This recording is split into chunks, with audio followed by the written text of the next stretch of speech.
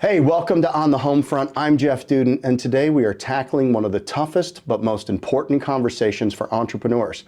Why did my business fail? Here's the thing, success leaves clues, but so does failure. And as somebody who's been building businesses for over 30 years, I've had my share of failures. And as I look back, there's a few things that I recognize are a pattern. And understanding these patterns can be the difference between closing shop and thriving in a marketplace, doing well or losing your butt. Now, stay tuned as I break down the 5 biggest reasons I believe small businesses don't make it, and more importantly, maybe a few things you can do to avoid them. In home service sales, consistency and insight are your key to scaling your business. Enter Rilla Voice, your virtual ride-along that gives you full visibility into sales conversations that can boost close rates by 40%. Managers are 8 times more time efficient, while average ticket sales increase by 17%. It's time to harness technology for real results. Ready to see Rilla in action? Visit Rilla.com, that's RILLA.com, or click the link below to get your special Homefront Brands offer today. Reason number 1, lack of focus. Many people have some great genius attack about a business they want to do. It's not their core business. They do it off the side of their desk. They do it with partners. But running a small business is challenging. And you can't forget that you have to know everything about a business and you've got to pay attention. A lack of focus always leads to a lack of greatness. And it's easy to get distracted by shiny new opportunities or day-to-day emergencies. So a scattered approach often leads to diluted efforts and subpar results. A clear vision and a disciplined strategy are critical. Without clear and present focus, businesses will always waste time, money, and energy, chasing too many things at once, not paying attention to critical results, often at the expense of what truly matters. Lack of focus can also create an incredible misalignment within teams. And by teams, I mean partners, shareholders. I've started multiple businesses with this dream team of people, but everybody was too high. Everybody was an investor and nobody was into the details. When priorities are shifting constantly, which they always do in a startup, employees, shareholders lose clarity and become less productive. The leaders of any business need to be very intentional about setting clear goals and ensuring that everyone on the team understands their role in achieving them and then drives down until those results are achieved. Staying disciplined in your strategy, even when distractions arise, is definitely a key to long-term success. Lack of focus, lack of alignment, it's going to kill you. I would rather not even start because you're going to lose money. Number 2, inattention to results. The second big reason is inattention to results. Patrick Lencioni, who's a genius with incredible fable-style books, talks about this in his book, The 5 Dysfunctions of a Team. Businesses sometimes confuse activity with productivity, focusing on being busy instead of achieving meaningful outcomes. Look, this leads to wasted resources and misaligned priorities. Keeping the main thing should always be the main thing is critically important, and never losing sight of what outcomes you set out to achieve in the first place. Leaders must ensure that every action ties back to measurable results that drive the business forward. There's a great term I love to use, it's called fake work. And I didn't make it up. It comes from an incredible book, and it looks at tasks that may seem to be productive on the surface, but actually have lost their way and lost their connection to the impact on the organization's goals. The book is called Fake Work, and it's by Brent Patterson and Galen Nielsen. Leaders should regularly ask, is what we're doing today, is this effort bringing us closer to our goals, or is it just keeping us busy? Look, there's all kinds of people that will continue to do things because they're getting paid to do it, and it's not their responsibility to make sure that what they're doing is actually making the cash register ring, is putting another drop of sap in that bucket.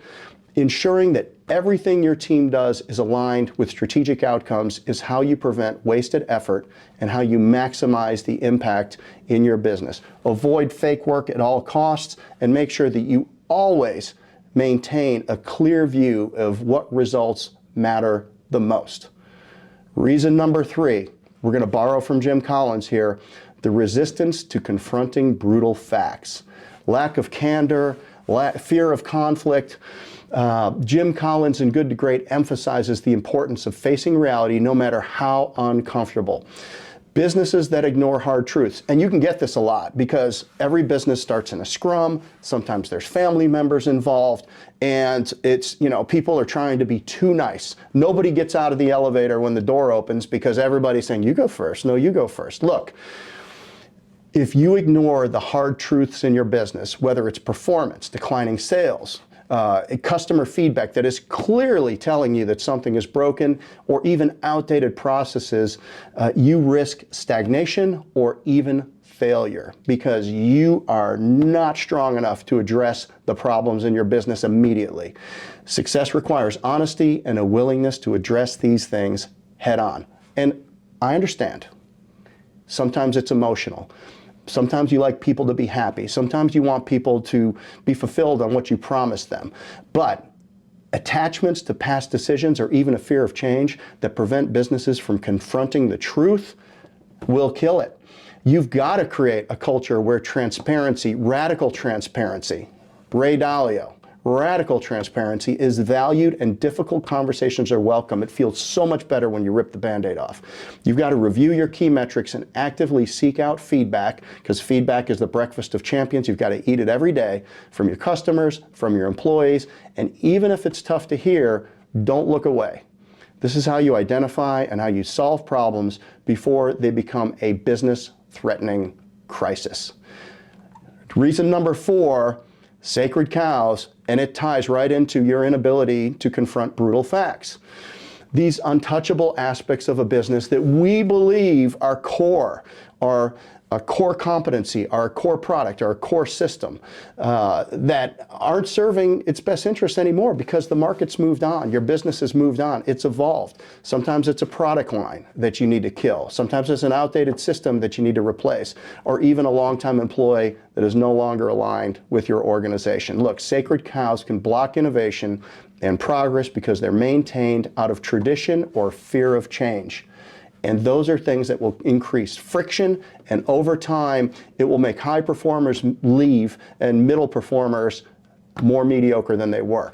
Businesses must challenge these sacred cows to stay competitive and relevant. There is nothing that you don't put out on the curb and ask, does it even belong to come back in the building? One way to approach this is brilliant. Elon Musk's philosophy is ruthless simplification. Asking hard questions about what adds value and what doesn't, and then eliminating anything that doesn't pass the test. He starts with, what can I delete? And if I delete the system, process, person, product line, regardless of sunk cost, regardless of how much we got in it, does it even matter? And if not, then you delete it because you're simplifying the business. Another method, the blank slate exercise, which simply is asking yourself the question, if you weren't doing this today and you were going to start a business from scratch, would you do it the same way again? What would you keep and what would you eliminate? Asking these hard questions can open the door to transformative growth and keep your business relevant and growing and agile. The last thing, poor marketing. And marketing is so dynamic now with AI and social media, advertising, and podcasts being such an important part of consumer sentiment and decision making. It's the lifeline of a business. It informs customers about your product, it builds trust, it creates opportunities for growth, and it clearly demonstrates what are you promising the marketplace? Your marketing describes that. Many small businesses fail because they either neglect marketing or they don't understand it. They don't execute it effectively. In today's digital world, using these right channels, crafting clear messages, letting customers know exactly the problem that you solve and exactly how to buy, and understanding who these people are and how to get in front of them, these are non-negotiables. You will get disintermediated with poor marketing. By upstarts, kids, they understand where the eyeballs are and they will take them from you and people will no longer buy from you. It's not really just a lack of effort. It's really about the messaging and where you put your messaging to get people to understand it. And businesses that fail to communicate their value propositions you're going to lose your customers to competitors who do it better and faster. A strong marketing strategy requires consistency and authenticity, and investing in tools like analytics. These businesses are all math. Marketing is all math. To measure the effectiveness of all of your campaigns, to measure your customer sentiment, to understand your consumer behavior, and then not being afraid to pivot if something is not working. Remember, marketing is not a cost center, it's an investment, and it always leads the way. Now, these 5 reasons: lack of focus, inattention to results, resistance to confronting brutal facts, sacred cows, and poor marketing, these are your barriers to scale. This is why small businesses stay small. This is why some businesses with the right leadership scale every time. These are all common pitfalls that trip up small businesses. But here's the thing.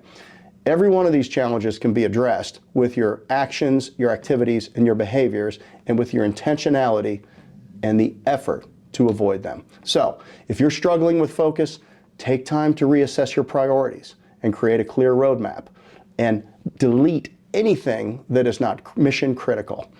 For results, make sure that you set measurable goals and you review them every day. Stand-up meetings every day, every week. Where are you against goal, and what is the data telling you? And hold yourself and your team accountable to take the actions that the data tells you. Be courageous about confronting brutal facts and make decisions based on reality, not wishful thinking and not people's feelings. Your feelings don't matter. And challenge sacred cows in your business. It doesn't matter that you've got $1 million sunk cost. If that's not going to help the business, then you just lost $1 million. Get on with it. And finally, commit to marketing that truly connects your audience and drive results, and pay attention to the math. Here's the good news. Small businesses that overcome these obstacles often emerge stronger and more resilient, and you can do it. Just pay attention to what's going on, step up, show up, and get it done. Thanks for listening to this episode of On the Homefront. If you found this helpful, share it with somebody who needs to hear it, because I know you know somebody that needs to hear it. And until next time, stay focused, stay honest, keep moving forward, give us a like and subscribe. Thanks for listening. Thanks again to today's sponsor, Rilla Voice. Are you in the home services industry or leading a sales team? Rilla Voice is your virtual ride-along, capturing every conversation and turning insights into actions. Visit Rilla.com, that's RILLA.com, or click the link below to get your special Homefront Brands offer today.